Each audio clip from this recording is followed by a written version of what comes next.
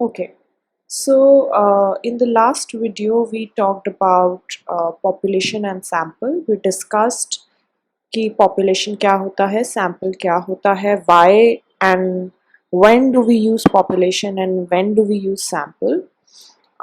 We also discussed that population parameters को estimate करने के लिए हम sample extract करते हैं, and on this slide we saw that there's something called as a population parameter which represents some characteristic of the population. Because हम population हमारे पास नहीं होता, हमें इस पैरामीटर का वैल्यू नहीं पता होता, और क्योंकि हमें इस पैरामीटर का वैल्यू इस कैरेक्टरिस्टिक के बारे में जानना होता है, हम एक सैम्पल एक्सट्रैक्ट करते हैं. उस सैम्पल के थ्रू हम उस कैरेक्टरिस्टिक की वैल्यू निकालते हैं जिसको हम सैम्पल स्टेटिस्टिक बोलते हैं, and based on the value of this sample statistic we calculate the value of population parameter. And this process of calculating or inferring the value of population parameter based on the value of the sample statistic is called as the process of statistical inference. Today in this lecture we are going to talk about firstly पहले हम एक brief discussion करेंगे about we have been talking about population and sample, but exactly हमें अभी नहीं पता है कि why do we use sample, हम क्यों what are the advantages of using sample over full counts. Full counts represent population. तो as I said in the last video also कि किसी भी डेटा एनालिसिस के दो तरीके हो सकते हैं कि या तो आप पूरी पॉपुलेशन को स्टडी करो या आप उसमें से एक सैंपल निकाल के उस सैंपल को स्टडी करो. तो फुल काउंट्स हम तब बोलते हैं जब हम पूरी पॉपुलेशन को स्टडी करते हैं, जैसे कि सेंसस में होता है. सेंसस जो इंडिया में कैलकुलेट होता है आफ्टर एवरी 10 ईयर कंडक्ट होता है इंडिया में. उसमें पूरी इंडिया के हर एक सिटीजन के बारे में इंफॉर्मेशन दी जाती है, basic information, and that is conducted across the entire population. So that is an example of a full count. But हम क्यों full counts इतना ऑफन नहीं कर पाते हैं, और इसीलिए हमें बिकॉज हम फुल काउंट्स इतना ऑफन नहीं कर पाते हैं इसीलिए हमें सैम्पल सर्वेज यूज करने पड़ते हैं. तो let's look at briefly let's look at some of the advantages of sample surveys over full count. So the first advantage is that it is practical. Conducting a sample survey has an aspect of practicability, and it is practical to conduct a sample survey over a full count. And it is obvious कि full count करने के लिए आपको it is not practical for every research question to conduct a full count. आप हर research question के लिए full counts के लिए नहीं जा सकते हो, and that is why you would want to go for a shorter survey, a shorter set of people. You would want to reach out to a shorter set of people which you do in a sample. Next is speed. It is very obvious कि अगर आप full count कर रहे हो, अगर आप population के हर एक मेंबर से डेटा कलेक्ट कर रहे हो, तो it will take time, and it can take a lot of time depending on how many people are there in your population. Whereas जब आप सैम्पल करते हो तो आप सैम्पल में एक छोटा सबसेट लेते हो पॉपुलेशन का. सो इट इज़ ऑब्वियस कि जब आप in less number of people को कॉन्टैक्ट कर रहे हो तो आपको स्पीड आपकी ज़्यादा होगी, टाइम आपको कम लगेगा. Third is cost. Again it is very logical कि अगर आप पूरी पॉपुलेशन को कवर कर रहे हो तो आपको कॉस्ट ज़्यादा लगेगी, क्योंकि अगर आप पूरी पॉपुलेशन के पास जा रहे हो, if you going to each member of your population, then definitely you would need more number of people who would conduct this exercise for you. So हम उनको एन्यूमरेटर्स बोलते हैं जो यूजुअली डेटा कलेक्ट करते हैं पॉपुलेशन या sample से. तो आपको ज़्यादा एन्यूमरेटर्स चाहिए होंगे. Enumerators are again paid some money. Then you would also need some funds for traveling. You would also need funds for the stationery that you would need to collect the data from people, or if you're using any digital platform then you would need money for that as well. So definitely जब आप full counts कर रहे हो, जब आप पूरी population को cover कर रहे हो, तो आपका cost ज़्यादा होगा vis-a-vis a sample. And fourth is accuracy. Now again, accuracy in a sample survey is very important, and अगर आप कंपेयर करो सैंपल का डेटा कलेक्शन versus population का data collection, then you can expect more accuracy in a sample. Why? Because you are contacting less number of people. So suppose I am going out for a survey. मेरा एक कोई research question है और मैंने उसके लिए एक सर्वे plan करा है, एक प्राइमरी सर्वे प्लान करा है, और मैं लोगों के पास जा रही हूँ वो इन्फॉर्मेशन लेने. अगर एक एन्यूमरेटर 100 लोगों के पास जा रहा है वर्सेस अ सिचुएशन जहां पे एक एन्यूमरेटर 20 लोगों के पास जा रहा है, तो आपको क्या लगता है कि किस केस में उस एन्यूमरेटर की एक्यूरेसी ज्यादा होगी? Your answer would be, which is very logical, that when he is contacting less number of people, then chances हैं कि वो जो data collect कर रहा है वो ज्यादा accurate होगा in the scenario जब वो 20 लोगों को contact कर रहा है. So accuracy is also very important, जो कि हम एक सैम्पल सर्वे में ज़्यादा एक्सपेक्ट कर सकते हैं versus population. So there can be other reasons as well जो आप सोच सकते हो कि क्यों सैम्पल सर्वेज बेटर हैं फुल काउंट से. लेकिन for now, just to give you an idea, just to make you understand कि सैम्पलिंग क्यों इतनी इम्पॉर्टेंट है, फुल काउंट्स क्यों इतना ऑफन हम नहीं कंडक्ट कर सकते और क्या एडवांटेजेस हैं सैम्पल के, हमने ये 4 पॉइंट डिस्कस करे हैं. First is practicability. It is practical to conduct a sample survey over a full count. Second is speed. हमें कम टाइम लगता है सैम्पल सर्वे में डेटा कलेक्ट करने के लिए अगर versus full counts. Cost is also lesser in a sample versus a population.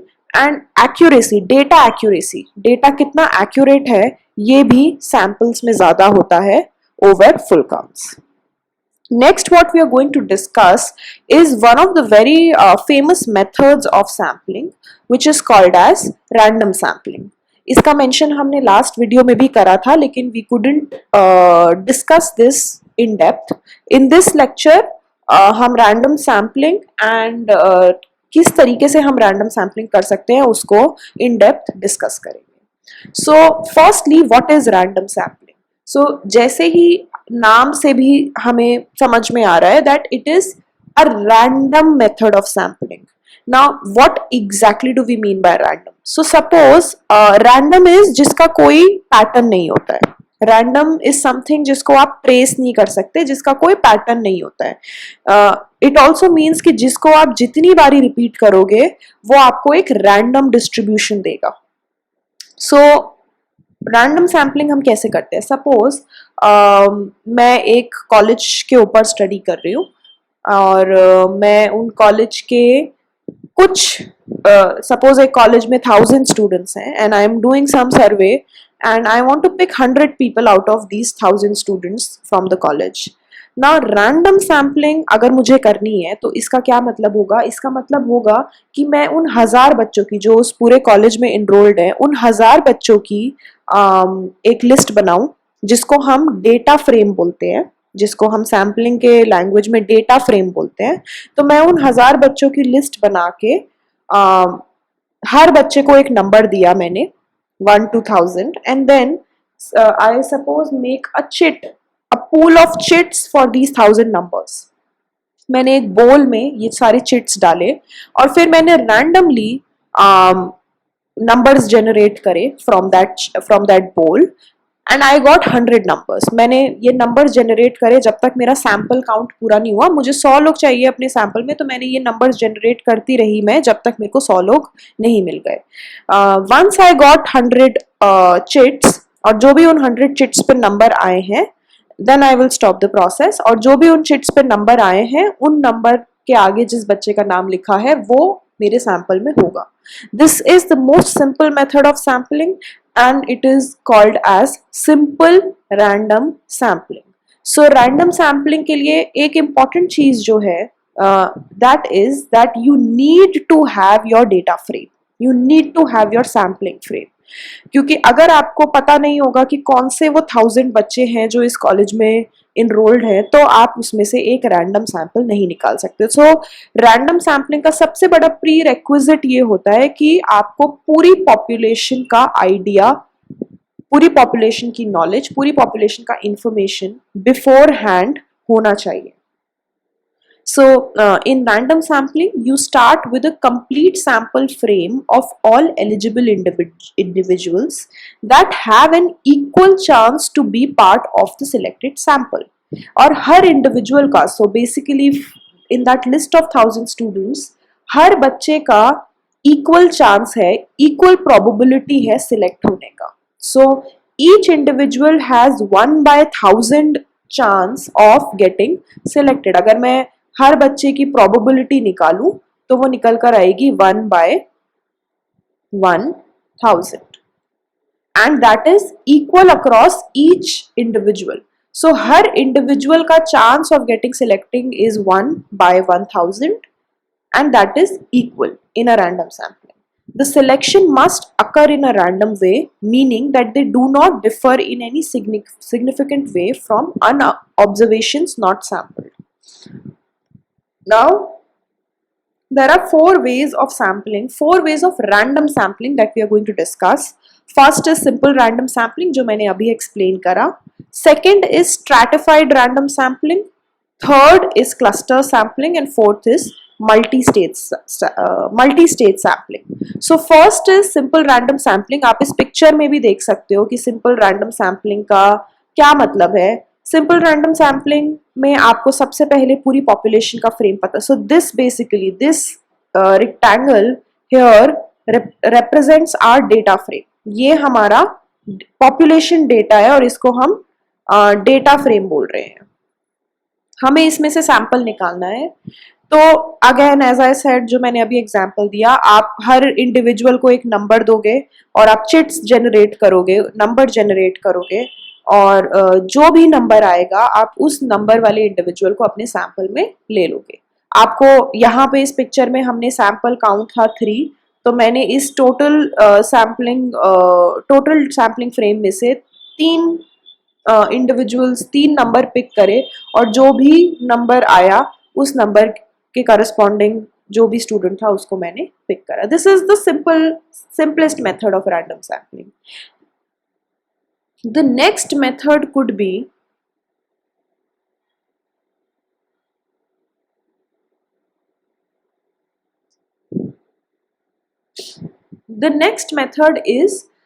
stratified sampling.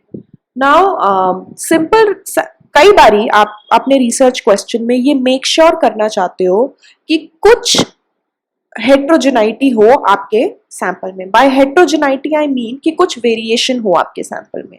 Suppose I will go with the same example. Suppose मैं एक कॉलेज की स्टडी कर रही हूँ और मैं चाहती हूँ कि मेरे सैंपल में ऐसे बच्चे आए, कुछ ऐसे बच्चे आए जो पढ़ने में बहुत होशियार है, जिनके मार्क्स बहुत अच्छे आए हैं. कुछ ऐसे बच्चे आए जो मीडियोकर है, जो एवरेज स्टूडेंट्स हैं. कुछ ऐसे बच्चे आए जो बहुत वीक है, जिनके मार्क्स बहुत कम आ रहे हैं. कुछ ऐसे बच्चे आए जो एक्स्ट्रा करिकुलर एक्टिविटीज़ में बहुत ब्राइट है. कुछ ऐसे बच्चे आए जो एक्स्ट्रा करिकुलर एक्टिविटीज़ में बहुत डल है. So this is called as variation, कि मैं अपने सैंपल में अलग अलग तरीके के कंपोनेंट्स चाहती हूँ ना. अगर मैं सिंपल रैंडम सैम्पलिंग करती हूँ तो हो सकता है कि कुछ ग्रुप्स इग्नोर हो जाए. हो सकता है कि रैंडम सैम्पलिंग में मैं जिस तरीके का वेरिएशन चाह रही हूँ उस तरीके का वेरिएशन ना आए. तो मैं क्या टेक्निक अडॉप्ट कर सकती हूँ? I can go for stratified sampling. Now stratified sampling what it does is, आप अपने डेटा फ्रेम में जो आपका पॉपुलेशन फ्रेम है, हमने सिंपल रैंडम सैम्पलिंग में देखा था कि हमारा पॉपुलेशन फ्रेम जैसा था वैसा ही था.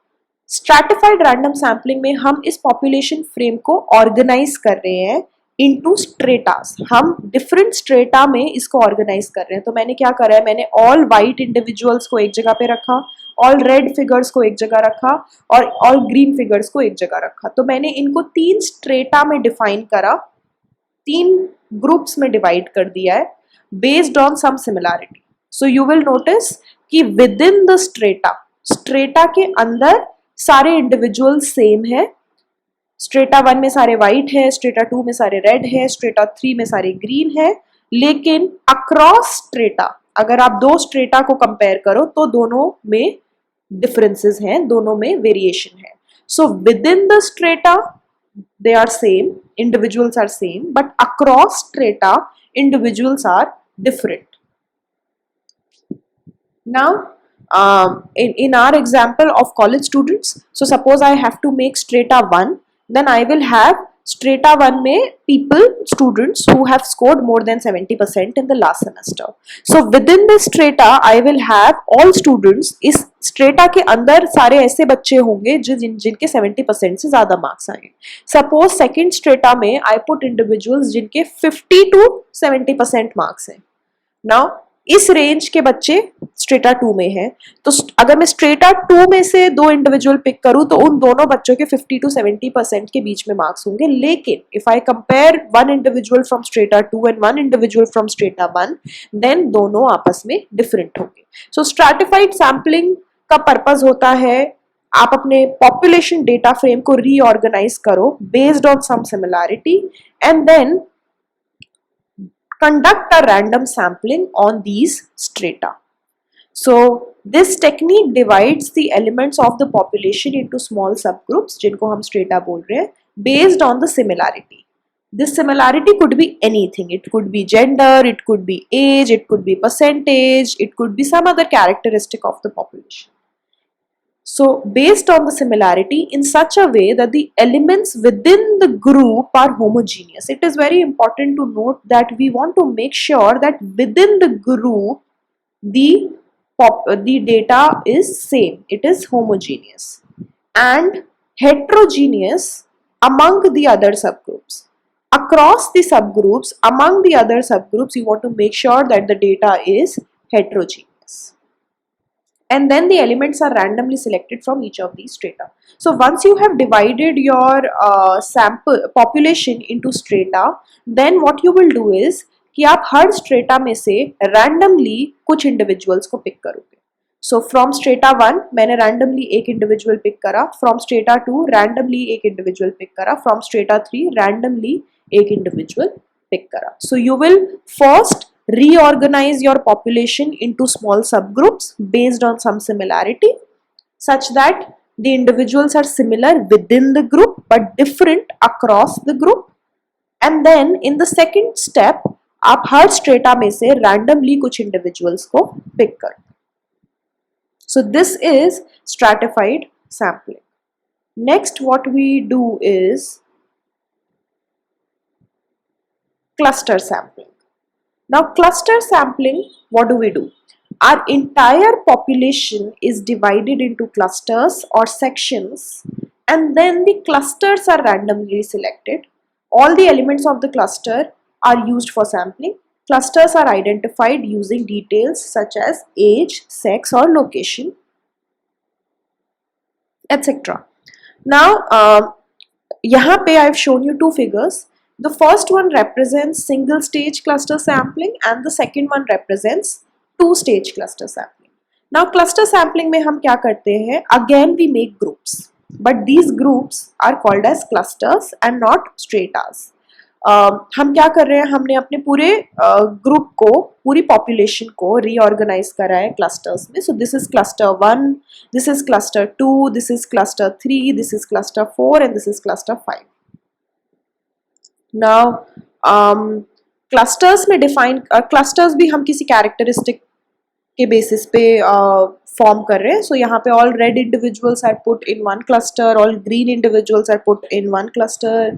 हमने कलर के बेसिस पे इन इंडिविजुअल्स को क्लस्टर में डिवाइड करा है. सिंगल स्टेज क्लस्टर सैम्पलिंग में हम अपनी पॉपुलेशन को क्लस्टर्स में डिफाइन करने के बाद सपोज हमारे पास यहाँ पे 5 क्लस्टर्स आए. अब इन 5 क्लस्टर्स में से रैंडमली मैं पूरा कोई एक क्लस्टर पिक कर लूँगी. सो सपोज रैंडमली मैंने 3 क्लस्टर्स पिक करे. So I got cluster 1, cluster 4 and cluster 5 in my sample. Cluster 3 और cluster 2 population मेरे sample में नहीं include होंगे. This is different from stratified sampling because stratified sampling में हम क्या करते थे? हम पूरे population को पहले एक strata में form करते थे और फिर उस strata में से हम randomly individuals pick करते थे और we used to make sure कि हर strata को हम capture कर रहे हैं.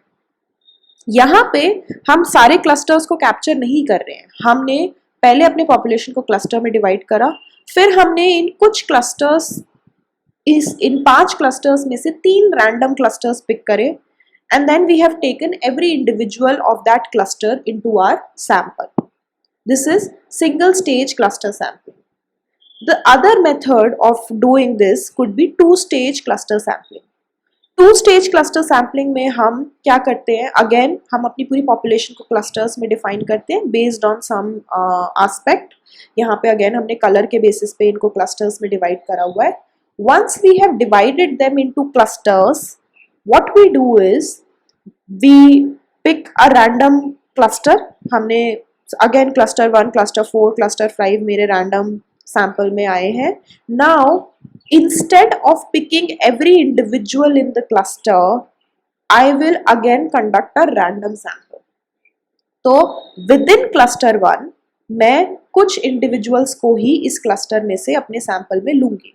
सिंगल स्टेज क्लस्टर सैम्पलिंग में हम क्या कर रहे थे, अगर मेरा क्लस्टर 1 मैंने चूज कर लिया है, रैंडमली सिलेक्ट हो गया है, तो फिर इसमें जितने भी इंडिविजुअल्स हैं, इसमें 6 इंडिविजुअल्स हैं, 6 के 6 इंडिविजुअल्स मेरे सैंपल में आएंगे. लेकिन टू स्टेज क्लस्टर सैम्पलिंग में ऐसा नहीं होगा. टू स्टेज क्लस्टर सैम्पलिंग में अगर मैंने क्लस्टर 1 पिक करा है, अगर मेरे रैंडम क्लस्टर में क्लस्टर 1 आया है, so within that cluster as well second stage will be to pick the individuals randomly. So first stage will be to pick a random cluster, then second stage will be to pick a random individual from that cluster. So this is single stage cluster sampling, this is two stage cluster sampling. Okay, next method is multi-stage sampling. Now what is multi-stage sampling? It is a combination of one or more methods described above. जो methods हमने अभी 3 methods describe करे हैं, simple random sampling, stratified sampling and cluster sampling. Multi-stage sampling is just a combination of one or more of these methods. So multi-stage sampling में हम क्या करते हैं, population is divided into multiple clusters. So first stage is to divide your population into multiple clusters. And then these clusters are further divided and grouped into various subgroups based on some similarity. So let's look at this figure and try and understand till this point. हमने क्या करा है, हमारी ये population है, हमने इस population को multiple clusters में divide कर दिया है. So we have one population and 10 clusters. Again these clusters would have some individuals. So each cluster here will have some individual. जैसे suppose one cluster में you will have some individuals, right? So let's represent, I mean I just want you to know कि हर circle में कुछ individuals हैं, right? Similarly second will also have, third will also have and so on. हमने अपनी पूरी population को कुछ clusters में divide कर लिया है. Now in the next stage what we are doing is कि हम इन clusters को group कर रहे हैं. सो मैंने क्या करा है, एक यहाँ पे आप 4 रेक्टेंगल देख रहे हो, first rectangle, second rectangle, third and fourth. पहले मैंने क्लस्टर्स फॉर्म करे 1 to 10 और हर क्लस्टर को मैंने एक कलर दिया है. So I have red clusters, I have yellow clusters, I have purple clusters and I have blue clusters. So clusters को हमने किसी बेसिस पे ग्रुप करा है. So then these clusters are grouped into subgroups and this is called as strata. ये rectangle, ये जो यहाँ पे लिखा है, rectangle is the strata, circle is the cluster and star represents the item in these clusters. So in clusters को group करा है. So मैंने सारे red clusters को एक rectangle में रखा, सारे yellow clusters को एक rectangle में रखा, सारे blue clusters को एक जगह पे और सारे purple clusters को एक जगह पे. Once I have grouped the clusters into some strata, then what I do is her strata में से मैं एक random cluster pick करूँगी. So first strata में से मैंने randomly 1 और 9 cluster pick करा, second strata में से मैंने 6th number pick करा, थर्ड में से मैंने 4th पिक करा और लास्ट फोर्थ स्ट्रेटा में से मैंने 7 और 10 क्लस्टर पिक करा. सो सबसे पहला स्टेज है पॉपुलेशन को डिफरेंट क्लस्टर्स में डिवाइड करो, फिर इन क्लस्टर्स को ग्रुप कर दो एक स्ट्रेटा में. सो मैंने डिफरेंट क्लस्टर्स को एक स्ट्रेटा में पुट करा, फिर हर स्ट्रेटा में से रैंडमली मैंने कुछ क्लस्टर्स पिक करे, and once I have picked the clusters, random clusters, then from these random clusters I will get random individuals.